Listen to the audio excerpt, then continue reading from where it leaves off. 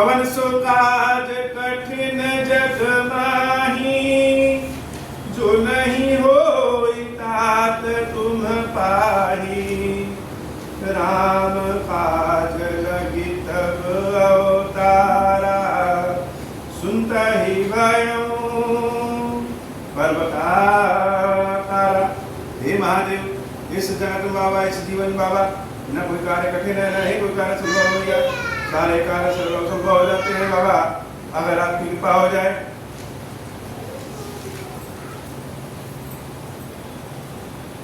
धरि धीरज एक आलिसयानी, सीता सन बोली गही पानी।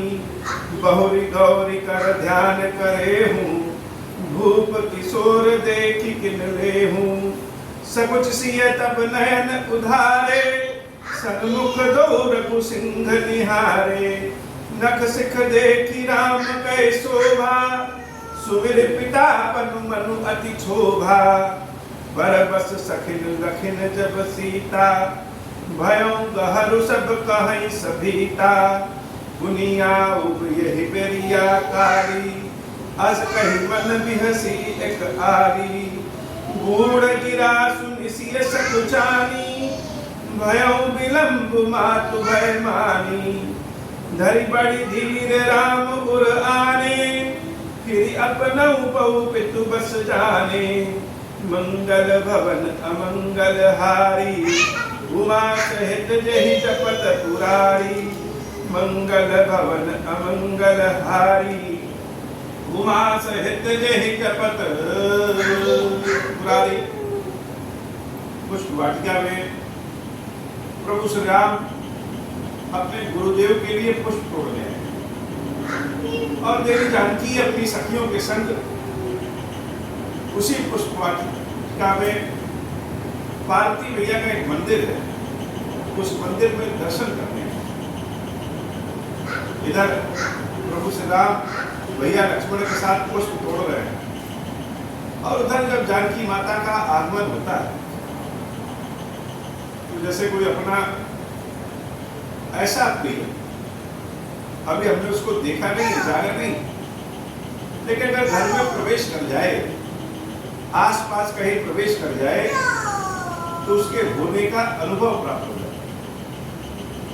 जानकी जब प्रवेश कर रही तो उनके प्रवेश का अनुभव प्रभु श्री राम को प्राप्त हो। प्रभु श्री राम और देवी जानकी का एक दूसरे के सम्मुख आंखों ही आंखों में मिलन होता है और भगवान ने जानकी के नख से लेकर के शिखा सर तक की अप्रतिम सुंदरता का दर्शन किया और यही स्थिति देवी जानकी की। जब जानकी भगवान श्री राम का दर्शन करती तो दर्शन करने के बाद सबसे पहला जो मन में ध्यान आता है वो ध्यान क्या आता है? अपने पिता के वचन। अगर कोई चीज मान लीजिए कि हमारी कोई बहुत ही स्वादिष्ट चीज है और हम उसको कहीं बाजार में देखें और खाने की इच्छा हो और जैसे ही हम खाने के लिए बढ़े तो ध्यान आए कि जेब में तो पैसा है, तो क्या स्थिति होगी? ये तो खाने का उदाहरण इसलिए है क्योंकि इस कलयुग में वह प्रेम कहाँ, जो प्रेम देवी जानकी का अनुभव देवी जानकी के हृदय में प्रभु श्री राम के लिए और प्रभु श्री राम के हृदय में देवी जानकी के लिए। ऐसे ही राम जी को देखने के बाद जब वो गौरी माता की पूजा कर रही जानकी मैया तो कुछ सहेली उनकी सखियां जो राम लक्ष्मण जी का दर्शन करके आती हैं वो इतनी उतावली हैं देवी जानकी से प्रभु श्री राम के बारे में बताने के लिए, कह रहे हैं कि हे देवी, हे जानकी, ये जो देवी गौरी का तुम पूजा कर रही हो यह तो कहीं जाने वाली नहीं है, मंदिर छोड़ करके जगदम्बा तो कहीं जाएंगी नहीं, यह तो यहीं बैठेंगी। लेकिन जिनको देखने के लिए हम कह रहे हैं वह तो चलते फिरने वाले हैं, वह अभी हैं और कल कहीं और चले जाएं, इसलिए पहले उनके दर्शन कर लो। संपूर्ण जनकपुरी इस समय उन्हीं दोनों भाइयों के बारे में ही बातचीत कर रहे हैं, और अगर उनके दर्शन कर लोगी तो गौरी अम्बा भी नाराज नहीं होंगी। देवी जानकी अपनी सखियों की बात को मान करके पार्वती अम्बा के समक्ष जो आंख बंद करके ध्यान में, वो जब अपनी आंख खोलती और आंख खोल करके पीछे की ओर मंदिर के बाहर देखती है, तो सकुच सिय तब नयन उधारे सन्मुख दो रघु सिंह धरी। इतना सुंदर वर्णन है, इस वर्णन के बारे में हम अपने मुख से क्या कह सकते हैं। मानस में एक एक शब्द जो अपनी जगह पे लिखा है वो बड़ा अप्रतिम। इसलिए तो कह रहे हैं कलयुग में मेरे अंदर या किसी के अंदर वह भाव कहाँ, जो देवी जानकी के हृदय में राम के प्रति जो भाव है उस भाव को बता सके। लेकिन राम कथा का असली आनंद तो तब है जब हम स्वयं को जोड़ सके।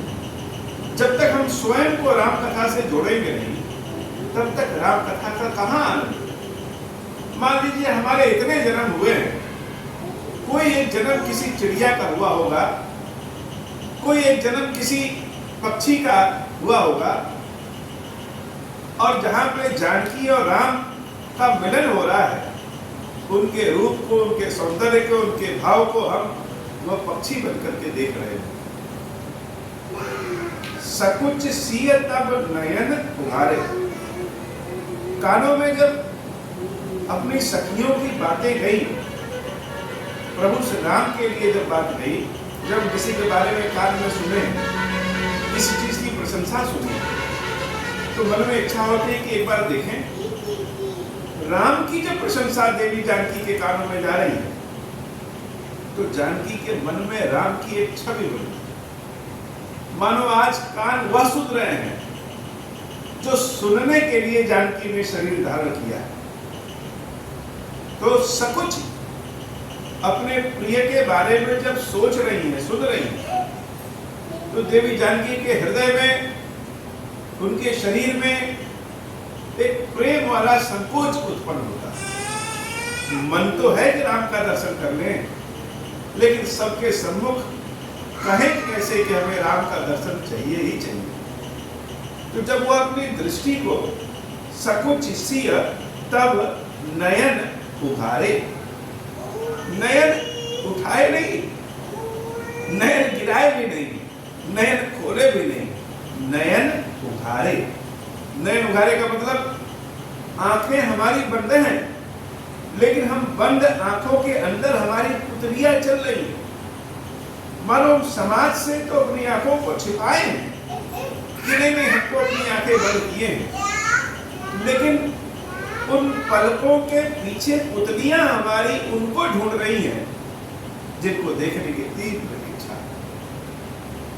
तो अब आंखें तो काम कर रही हैं, बस जो हमारे पलक, उस पलक के चादर को उठा देना है। इसलिए बाबा कहते हैं सकुच सिय तब नयन उघारे। और जब नयन उघारती है देवी जानकी, सन्मुख दो रघु सिंह बिहारे। आंखें खोलते ही सामने दोनों भाई प्रभु श्री राम भैया लक्ष्मण के साथ सामने ही दिख जाते। भगवान के ब्रह्म के दोनों स्वरूप हैं, राम भी हैं और लक्ष्मण भी। मानो ब्रह्म ने स्वयं को कह दिया कि जिसको गौर वर्ण पसंद है उसके लिए लक्ष्मण है, और जिसको श्याम रंग पसंद है उसके लिए राम। दोनों भाई जब देवी जानकी की आंखों के सन्मुख आ जाते हैं, तो नख सिख देख राम कहे शोभा। उतने ही क्षण में संकोच कर रही, देखने की तीव्र लालसा है, और सामने सन्मुख में राम लक्ष्मण पड़ भी गए। उतने ही क्षण में नख से और सिर तक प्रभु श्री राम का संपूर्ण दर्शन देवी जानकी कर लेती। लेकिन जैसे ही दर्शन करती हैं, मन में क्या ख्याल आता है? मन में आता है सुमेर पिता पनु मनु अति शोभा। देखने में क्या है? देख तो सकते हैं और देखेंगे, इच्छा भी करेगी। इच्छा तो स्वतः करने लगती है, सबके मन में कोई ना कोई अभिलाषा होगी और जब उस चीज को देखेगा तो उसकी अभिलाषा और तीव्र हो जाती है कि हमको प्राप्त हो जाए। लेकिन कोई चीज अगर प्राप्त हो जाए, उस लायक हमारा सामर्थ्य तो है नहीं। जानकी ने जब राम का दर्शन किया तो पिता का प्रण याद आया। पिता का क्या प्रण है?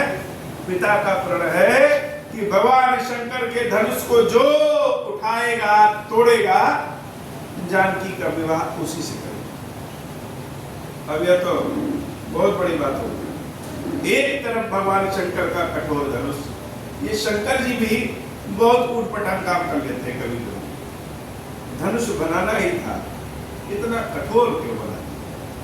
और धनुष को तोड़ने की आवश्यकता ही क्या है? तो कोई बंदूक अगर रखी रहे और उसकी गोली न मिले तो बंदूक किस काम का? ऐसे धनुष तो है लेकिन उस धनुष का बाण नहीं। तो जब धनुष का बाण नहीं है तो धनुष व्यर्थ है। अब वह धनुष अगर टूट जाए, टूट करके सीता और राम का मिलन करा दे तो वह धनुष अंत समय में भी बहुत अच्छा काम किया।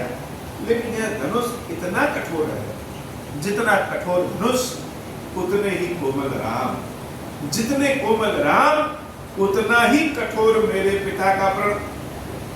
तो मेरे पिता का जो प्रण है वह तो छूटेगा नहीं। क्षत्रियों का प्रण है, जनक जी महाराज का प्रण है। उन्होंने कहा है कि शंकर जी के धनुष को जो तोड़ेगा उसी से सीता का विवाह करेंगे, तो अपने प्रण को तो छोड़ेंगे नहीं। पुत्री का प्रेम भी ऐसा नहीं है जो जनक के प्रेम को तोड़ सके, जनक के कठोर प्रण को तोड़ सके। तो क्या करें? सुमेर पिता पनु मनु अति शोभा। प्रण लिया जनक जी ने और उसका खामियाजा किसको भुगतना पड़ रहा है? देवी जानकी। इतने कोमल राम जिसकी हमने इच्छा किया वो इतना कोमल है और जिससे उसको प्राप्त करना है वह इतना कठोर। क्या करे? पर बस सखिन लखी जब सीता, भय गहर सब कहे सती। लेकिन चेहरे का रंग तो बदल गया है। किसी अपने प्रिय को देखे, दर्शन करें तो अपनी आंखों में चमक आ जाती है, अपने गाल सब लाल लाल हो जाएंगे। बाबा का दर्शन जब करें तो बाबा जितने सुंदर दिखते हैं उतने ही सुंदरता अपनी आंखों में आ जाती है। तो राम जी का दर्शन जब सीता जी करती है तो उनके रूप को, उनके रंग को, उनकी चमक को, उनके शरीर को जब उनकी सखियां देखती हैं तो जान गई कि यह सीता अभी तक तो मेरी थी लेकिन अब यह राम के प्रेम के बस में होगी। अब यह वो सीता नहीं जिसको हम इस वाटिका में लेकर के आए थे, जिसको हम जानते हैं जो हमारी सीता है, वह सीता पर बस हो गई है। पर बस सखिन लखी जब सीता। सीता को देखने से ऐसा लग रहा है कि उनके रोम रोम में, उनके दृष्टि पटल में, सारे रोम रोम, उनका दृष्टि पटल, उनका मन, उनका हृदय सब केवल राम राम राम राम राम कर रहे। लेकिन मन के किसी कोने में एक भय है कि शंकर जी का धनुष इतना कठोर टूटेगा कैसे? भय कहु सब कहे सविता, पुण्य आओ यही बेरिया काल। कोटवट में बात होती है, सखियों ने देवी सीता की ओर से इशारे इशारे में कह दिया कि आज जो समय हो रहा है इसी समय कल भी आएंगे। मानो बता दिया है, राम लक्ष्मण को निमंत्रण दे दिया है कि कल भी इसी समय इसी स्थान पे आ जाना, हम लोग फिर से मिल लेंगे। अस कही मन बिहसी एक आली, गूढ़ गिरा सुनिसिय सकुचारी, भयं विलंबु मातु भय मानी, धरी पड़ी धीरु रामपुर आने, फिरी अपन पौ पितु बस जाने। जानकी मैया देखने समय बहुत हो गया है, मेरी माता जी नाराज हो जाएंगी, इसलिए वहां से तुरंत उसी समय चल देती है और मन ही मन अपने पिता के प्रण के बारे में सोच रही है। जब वह आगे की ओर बढ़ रही है तो पीछे मुड़ करके जब देखती है तो देख रही है कि राम अभी भी उनको एक टक देख रहे हैं। अब जब राम के इस रूप को देवी जानकी दोबारा देखती है तो उनके कदम उस पुष्प वाटिका से बाहर से निकल रहे हैं। मन कर रहा है कि वह दौड़ करके फिर से राम के चरणों में गिर पड़े और राम जी के पास। लोक लाज मर्यादा ऐसी है कि जा नहीं सकते, मर्यादा ऐसी है कि राम के पास जा नहीं सकते और हिम्मत या मन ऐसा कर नहीं रहा है कि इस पुष्प वाटिका में दूर जा सके। बड़ी अजीब स्थिति हो जाती है कि मन कहे कहीं और चलो और बुद्धि कहे कहीं और चलो। मन कहे कि इधर चलो और समाज की मर्यादा, समाज की प्रतिज्ञा, समाज का नियम कहे कहीं और चलो। जैसे हम महादेव जी के समक्ष बैठे हैं और किसी दिन हमारा मन करे कि बाबा को कढ़ी चावल खिलाए बढ़िया से, एक कटोरी में कढ़ी चावल को मिला करके और जैसे किसी बच्चे को खिलाते हैं वैसे ही इनको बैठ करके बगल में खिलाएं, इनको भी खिलाएं और उसी में से खुद भी खाएं। ऐसा मेरा मन कर सकता है। लेकिन अगर हम ऐसा कर रहे हैं, खिला रहे हैं, तो समाज के और जो लोग देखेंगे वो क्या कहेंगे, ये देखो ये तो महादेव जी को ही जूठा कर दिया है, यह तो महादेव के ऐसा सेवा पूजा कर रहा है जो ढोंग वाला है। तो समाज का नियम ऐसा है कि हम ऐसा कर नहीं सकते और अगर करेंगे नहीं तो मन मानेगा नहीं। बड़ी अजीब स्थिति है। यह प्रेम होता ही ऐसा है। प्रेम तो किसी नियम को मानता नहीं, किसी भी संसार के नियम को नहीं मानता है। प्रेम तो प्रेम है और प्रेम की भूख प्रेम से ही मिटती है। जानकी मैया बार बार परेशान कि मेरे पिता प्रण छोड़ेंगे नहीं, इतने कोमल राम शंकर जी के कठोर धनुष को तोड़ पाएंगे नहीं और यह सीता राम के बिना जीवित नहीं रह सकती। राम के बिना जीवित ही नहीं रह पाएंगे तो करें क्या? तो जब इच्छा बहुत बड़ी हो जाए, ऐसा लगे कि इस इच्छा के बिना जब तक ये इच्छा पूर्ण नहीं होगा यह शरीर बचेगा नहीं और सामर्थ्य कम हो तो ईश्वर की आराधना, तब भगवान आते। अब मेरी इच्छा संसार में कोई पूरा नहीं कर सकता है तो कौन करेगा? जगदम्बा पूरा करेगी। और पार्वती मैया तो इतनी करुणाशाली है, एक तो माता है और माता के साथ कैसी? जगदम्बा। अकेले गणेश और कार्तिकेय जी की अम्बा नहीं, ये सारे संसार की अम्बा है। और अकेले हमारे जैसे मूर्ख व्यक्तियों के गृहस्थों की ही मैया नहीं है, यह ऋषियों की भी माता है, यह मुनियों की भी माता है, यह देवताओं की भी माता है। अकेले हम ऐसे नहीं है संसार में जो इस जगदम्बा के समक्ष हाथ फैला करके मांग रहे हैं कि हे माई अब आपकी कृपा के बिना मेरा यह संसार चल नहीं सकता। इनसे तो एक से बढ़कर एक जो त्यागी है, ध्यानी है, ज्ञानी है, वो ऋषि मुनि देवता लोग भी जो दूसरों को देते हैं वह भी इन जगदम्बा से मांगने आते हैं। तो जब ऐसी स्थिति उत्पन्न हुई, सुमन ऐसी स्थिति उत्पन्न हुई कि बिना जगदम्बा के, बिना पार्वती की कृपा के, बिना अम्बा की कृपा के ये राम हमको प्राप्त नहीं हो सकते और राम के बिना यह सीता जिंदा नहीं रह सकती। तो क्या करें? परम प्रेम में मृदु मसी। प्रेम सबको मृदुल बना देता है, प्रेम कठोर नहीं बनाता। प्रेम कैसा बनाता है? प्रेम के लिए व्यक्ति किसी के सामने झुक सकता है लेकिन प्रेम पाने के लिए एकदम अडिग रह सकता है। प्रेम पाने के लिए तो झुक सकते हैं लेकिन प्रेम से दूर जाने के लिए हमेशा अडिग होते हैं। यह प्रेम का एक अद्भुत बात कि अपने प्रेम को पाने के लिए, शंकर जी की सेवा करने के लिए, चाहे नियम सतयुग का हो, चाहे द्वापर का हो, चाहे त्रेता का हो, चाहे कलयुग का हो, लेकिन मन में अगर मेरी इच्छा है कि यह प्रभु को ऐसे सेवा श्रृंगार करें तो वह करेंगे, इसके लिए स्वयं झुक जाएंगे। अब अगर कोई आके विरोध कर रहा है तो विरोध करेगा तो ये प्रेम क्या करेगा? यह प्रेम जिद का रूप ले लेगा कि हम तो करेंगे ही करेंगे। तो भवानी पार्वती के समक्ष सीता मृदु हो गई, पर प्रेम में मृदु चार चित्त भी लीनी गई भवानी भवन बहोरी बंद चरण बोली कर जोरी। माता पार्वती के मंदिर में जाकर के भवानी के चरणों को जब जगदम्बा सीता पकड़ती हैं, एक जगदम्बा दूसरी जगदम्बा के चरणों को पकड़ती हैं, तो आंखों से आंसू गिराते हुए अपने भाव को प्रकट करते हुए ऐसी स्तुति गाती हैं कि वह स्तुति केवल देवी जानकी ही नहीं, वह स्तुति हम जैसे अज्ञानी व्यक्तियों के लिए, यह स्तुति जो कोई भी भाव से, राग हो चाहे न हो, लेकिन अनुराग से अगर देवी पार्वती को सुनाता है तो भगवती निश्चित रूप से प्रसन्न होती है और मनोकामना पूर्ण करती है। भगवती के इसी स्वरूप को, जो स्वरूप देवी जानकी को आशीर्वाद दिया था, वही स्वरूप देवी का मंगला गौरी स्वरूप है। मंगल गौना मंगलहारी उमा सहित जय जपत पुरारी। जय जय गिरिवर राज किशोरी, जय महेश मुख चंद चकोरी, जय गज बदन षडासन माता, जगत जननी दामिनी दुति गाता।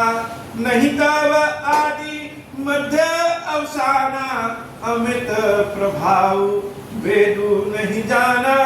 भव भव विभव पराभव कारिणी, विश्व विमोहनी स्वबस विहारिणी। पति देवता सुतिय महु, मातु प्रथम तव रेख। महिमा अमित न सकहि कही, सहस शारदा शेष। सेवत तुहि सुलभ फल चारी, वरदायनी पुरारी प्यारी। देवी पूजी पद कमल तुम्हारे, सुर नर मुनि सब होहि सुखारे। मोरा मनोरथ जानहु नीके, बसहु सदा बसहु सदा उर सब ही के। कीन्हु प्रकट न कारण तेहि, अस कही चरण गहे बे देहि। विनय प्रेम बस भई भवानी, खसी माल मूरति मुस्कानी। सादर सिय प्रसादु सिर धर्यो, बोली गौरी हर सुहिय भर्यो। सुनुसिय सत्य आशीष हमारी, पूजहि मन कामना तुम्हारी। नारद बचन सदा सुचि साचा, सोबरु मिलहि जाहि मनु राजा। मंगल भवन अमंगल हारी, उमा सहित जहि जपत पुरारी। मनु जाहि राजहु मिलिहु, सोबरु सहज सुंदर सावरो। करुणा निधान सुजान शील सनेहु जानत रावरो। यही भांति गौरी असीस सुनिसिय, सहित ही हर्षियनि। तुलसी भवानी पूजी पुनि पुनि, मुदित मन मंदिर चली। तुलसी भवानी पूजी पुनि पुनि, मुदित मन मंदिर चली। जानी गौरी तुलसी रश्मि जाई कही, मंजुल मंगल मूल राम हरकन लगे। अब हो प्रसन्न प्रभु पर, नाथ दीन पर नेहु।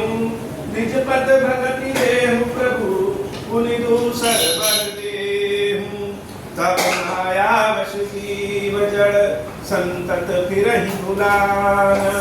हम पर क्रोध न करिय प्रभु, कृपा सिंधु भगवान। शंकर दीन दयाल, अब हम पर हो कृपाल। साप अनुग्रह होई जहि विधि, नाथ तू रही कार। दीन दयाल विरुद्ध संभारी, हरहु नाथ मम संकट भारी। जय विधि होई नाथ हित मोरा, करहु सुबेगी जानी दास मैं तोरा। राम राज भय त्रैलोका, हर्षित भय गए सब शोका। जे सकाम नर सुनहि जगावहि, सुख संपत्ति नाना विधि पावहि। जो इच्छा करी हम मन माही, हरि प्रसाद कछु दुर्लभ नाही। मंगल भवन अमंगल हारी, उमा सहित जहि जपत पुरारी। मंगल भवन अमंगल हारी, उमा सहित जहि जपत पुरारी। बोल श्री गिरीश्वर महादेव जी, गिरीश्वरी मैया जी की सदा ही जय हो। गिरीश्वरम, हे भगवान शंकर, आप ऋण पातक दुर्भाग्य और दरिद्रता की निवृत्ति के लिए तथा संपूर्ण पापों का नाश करने के लिए मुझ पर प्रसन्न हुई है। दुख और शोक की आग में जल रहा हूँ, संसार भय से पीड़ित हूँ, अनेक प्रकार के रोगों से व्याकुल और दीन हूँ। गिरीश्वर, मेरी रक्षा कीजिए। देव देवेश्वर, सबको निर्भय कर देने वाले महादेव जी, मेरी इसकी हुई पूजा को पार्वती जी के साथ ग्रहण कीजिए, मेरा मंगल करिए। महादेव शिव शंभु, महादेव शिव शंभु, महादेव शिव शंभु। ओम श्री राम